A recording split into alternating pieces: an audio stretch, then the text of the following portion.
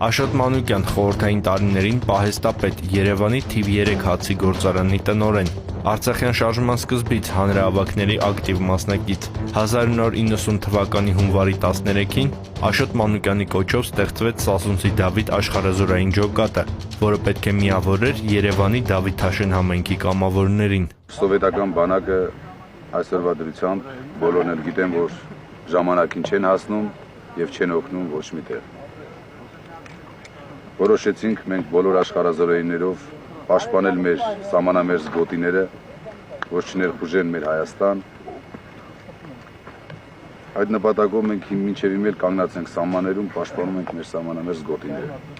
Մեր բոլորի նպատակն է, որ լինել հայկական բանակ, հայոց բանակ, ինքնապաշտպանություն մեր հայրենիքի համար։ Ջոկատի ռազմական խորհրդատու է դառնում Արկադի Տեր-Թադևոսյանը։ Շուտով այլ ջոկատներ եւս սկսում են միանալ Սասունցի Դավիթին։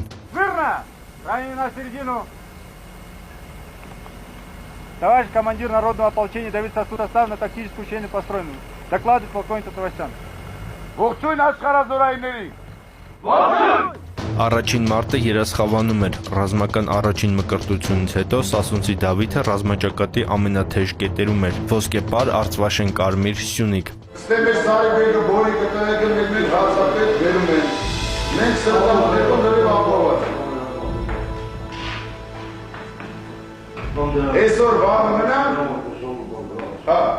1991 թվականի օգոստոսից Աշոտ Մանուկյանի ջոկատը մեկնում է Շահումյան, այնտեղ Մանաշիդի, Բուզլուխի, Էրքեջի համար մղվող մարտերին։ Ոչ միայն խիստ հրամանատար էր, այլև անձամբ էր հոգում իր ջոկատի պարենի եւ զինի հայթայթման խնդիրները։ Ես ձեր կյանքին մեռնեմ, սաղիդ նգարները պիտի պահենք հիշատակ։ Մեր հետ կամանդի ջան։ Այս Գյուլիստանն էլ թո մեր հողություններն միշտ մեր համար բաց լինի։ Աբուջան դու էլ արելի կամու։ Արի մեր հետ նկար որտանենք այնտեղ բան։ Ես դանել պուլեմյոտը վեկալ ձերը դել է։ Արի։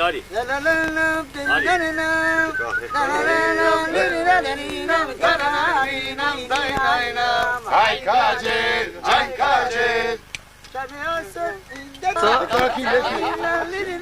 Էդերը հացեր երկը։